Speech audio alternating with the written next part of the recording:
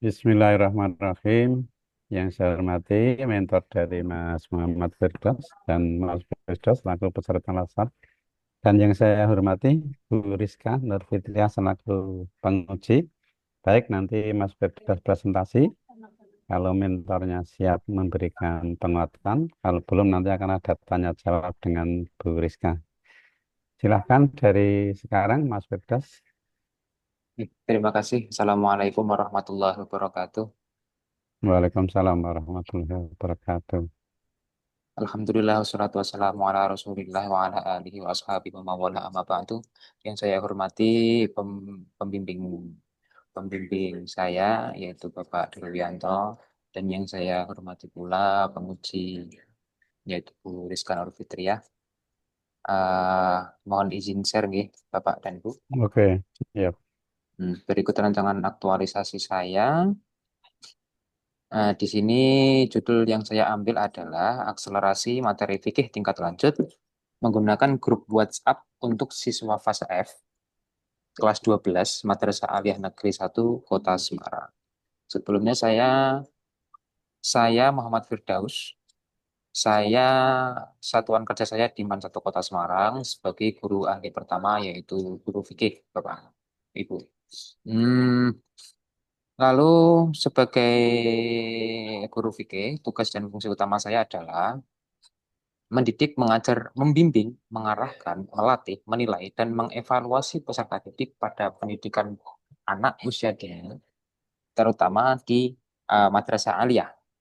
Dan fungsi saya adalah fasilitator, motivator, mediator, evaluator, dan pembimbing, serta model atau role model bagi uh, peserta didik. Dari Man 1 Kota Semarang, saya menganalisis beberapa isu yang bisa saya temukan di sini. Yang pertama adalah kurangnya minat peserta didik pada mata pelajaran fikih dan usul fikih. Karena memang kebanyakan peserta didik di Man 1 Kota Semarang itu banyak sekali lebih berminat pada sains. Lalu yang kedua, kurangnya kedalaman materi fikih yang dipelajari peserta didik fase E. Ini terutama kelas 12 yang saya ampu, yaitu ada 4 kelas. Setelah saya mengajarkan, karena kelas 12 kan sudah masuk materi usul fikih. Nah, terus ketika saya kaitkan dengan fikih, oh ternyata kedalaman materinya masih kurang. Lalu yang ketiga ada rendahnya asupan literasi fikih peserta didik. Itu terlihat dari apa namanya, dari pojok baca yang kurang kurang terawat dan lain sebagainya. Lalu yang keempat, kurangnya pemahaman peserta didik tentang sikap menghadapi perbedaan pendapat. Ini saya lihat ketika saya eh, mengobservasi kasus, lalu saya sajikan kepada siswa, ternyata mereka masih kebingungan dalam menghadapi kasus tersebut. Lalu yang kelima adalah kurangnya fokus siswa ketika beribadah, terutama ketika sholat zuhur berjamaah. Apalagi yang di soft belakang yang kurang pantauan dari guru. Selanjutnya, setelah itu eh, dari metode APKL yang paling tinggi adalah kurangnya kedalaman materi fikih pada fase F. Lalu ketika setelah digunakan metode USG, dari tiga isu tersebut yang paling tinggi, yang terpilih adalah kurangnya kedalaman materi fikih. Sehingga ketika kita melihat penyebab dari sisi material adalah waktu yang digunakan untuk pendalaman masih kurang.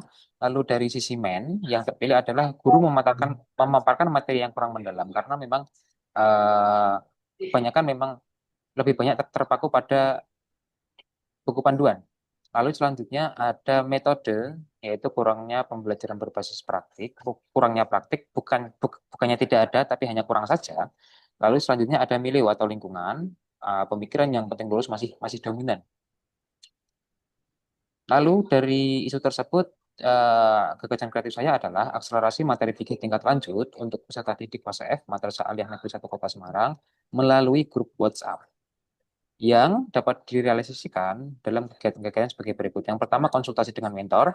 Yang kedua, mengadakan kajian kitab daring melalui grup WhatsApp. Yang ketiga, menerapkan metode praktik dan observasi kasus dalam pertemuan tatap muka. Lalu yang keempat adalah pengembangan sumber belajar peserta didik dan evaluasi dan monitoring kinerja. Yang pertama, yaitu perencanaan kegiatan akselerasi, itu bentuknya adalah konsultasi. dan menyampaikan pada mentor dan merevisi rancangan rancangan aktualisasi saya sesuai arahan mentor. Nanti outputnya ada persetujuan mentor dan revisi dokumen. Selanjutnya, kegiatan dua mengadakan kajian kitab daring. Itu yang pertama mensosialisasikan dulu, yang ya selanjutnya mendata nama dan nomor telepon peserta didik yang mengikuti pembelajaran kajian kitab daring, lalu membuat grup khusus dan selanjutnya melakukan kajian kitab fikih tingkat lanjut. Outputnya berupa pamflet untuk sosialisasi, lalu daftar peserta kegiatan, terus ada tanggapan layar grup WhatsApp, dan tanggapan layar materi dan rekaman pembelajaran. Selanjutnya, kegiatan yang ketiga menerapkan metode praktik ini lebih kepada ketika tatap muka. Yang pertama refleksi materi kajian, lalu melakukan observasi kasus yang sesuai dengan kehidupan siswa dan melakukan diskusi kelompok. Nanti outputnya berupa dokumentasi dan lembar kegiatan diskusi. Kegiatan yang keempat yaitu pengembangan sumber belajar. Nanti tahapan kegiatannya adalah mengenalkan tahapan pembelajaran fikih. Ada 3 tahapan nanti, lalu menyediakan perpustakaan berbasis daring. Bisa nanti lewat Google Drive. Lalu tahapan kegiatan yang kelima adalah evaluasi dan monitoring kinerja. Itu konsultasi dengan atasan dan mentor, lalu melakukan evaluasi program dan meminta feedback dari siswa. Nanti outputnya berupa persetujuan mentor dan dokumen evaluasi.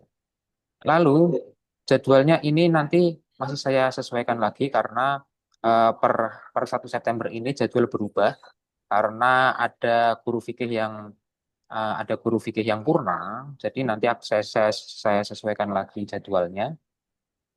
Yang nomor 3 dan 4 itu menyesuaikan jadwal pembelajaran saya di kelas 12.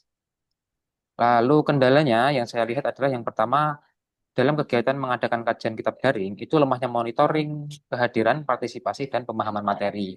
Nanti antisipasinya adalah bisa absensi singkat lewat grup, lalu membuat kuis singkat, bisa menggunakan quizzes, atau yang terakhir adalah merefleksikan materi kajian kitab setiap pertemuan tatap muka. Lalu yang kedua, pengembangan sumber belajar. Kendalanya adalah peserta didik hanya mengunduh berkas kitab saja tanpa dibaca. Solusinya adalah nanti bisa mengaitkan berkas kitab tersebut dengan aktivitas wajib, semisal refleksi materi atau menjawab. Terima kasih Bapak dan Ibu.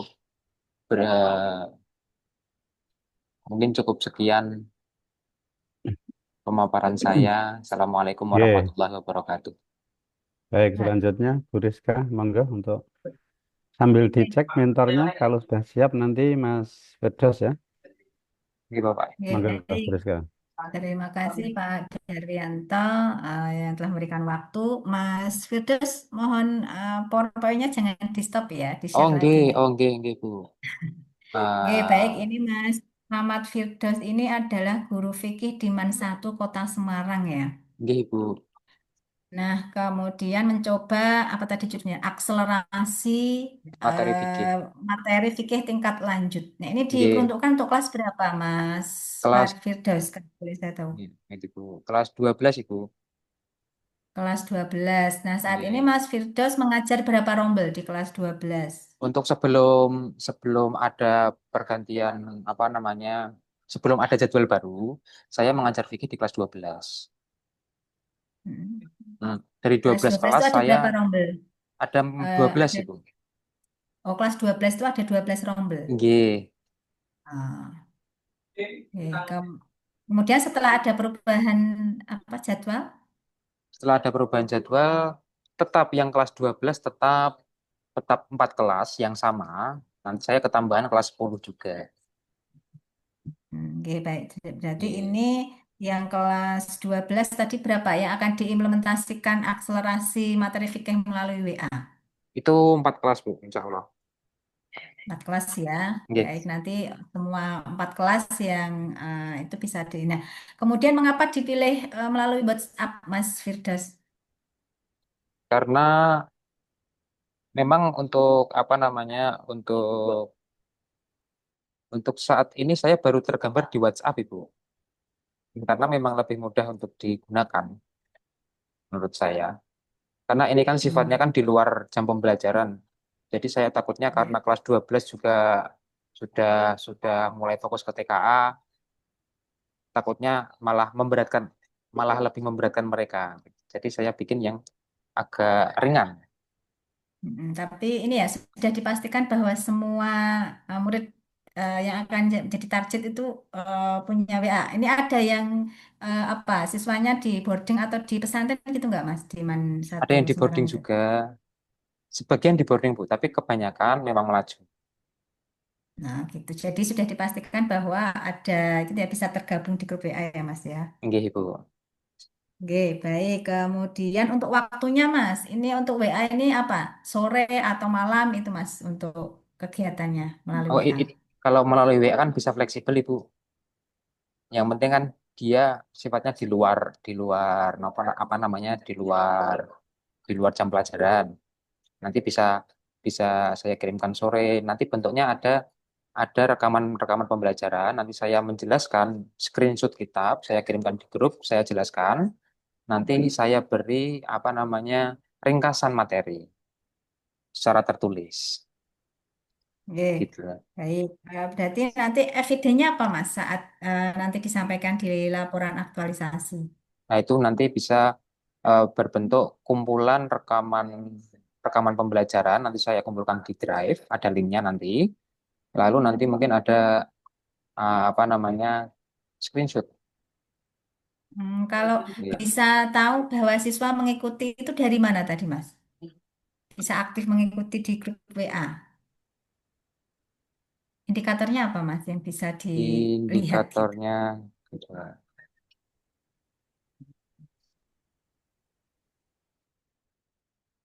Apa atau absensinya Absensinya nanti bisa absensi membaca seperti biasa, nggih, ngelis dan dikirimkan lain ke grup sebagainya. WA? Nggih, Atau nanti mungkin bisa ini dikirim. Mas, saran Mas, mungkin bisa Nggih, komen, memberikan komentar. nggih, Ya, jadi bisa model-model. setiap itu harus memberikan komentar tentang review. Jangan-jangan hanya melihat saja tapi tidak membaca tadi ya. Jadi Nggih, diwajibkan untuk memberikan komentar.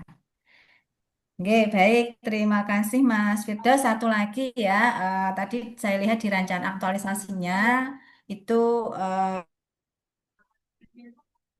6 tabel itu ya, nanti bisa ditambahkan di satu kegiatan. Jadi ada 5 ya tadi nggih, Bu. satu kolom untuk analisis dampak yaitu apabila core value berakhlak tidak dilaksanakan Oh, maka nggih. nanti apa yang terjadi. Nggih, Bu. Saya Yanto waktu saya kembalikan. Terima Ya, kasih. terima kasih Bu Rizka sudah memberikan pertanyaan dan juga pendalaman. Baik, nanti Mas Firdaus, mentor bisa muatannya agar nanti bisa menjadi bahan juga dan juga kan mentor ada penilaian nanti minta disampaikan Ini ya. ini berarti kulo Baik, kulo nunggu mentor nggih, Pak? Napa saya keluar? boleh sambil nunggu boleh nanti kalau bisa menyampaikan belakangan boleh kalau enggak di video.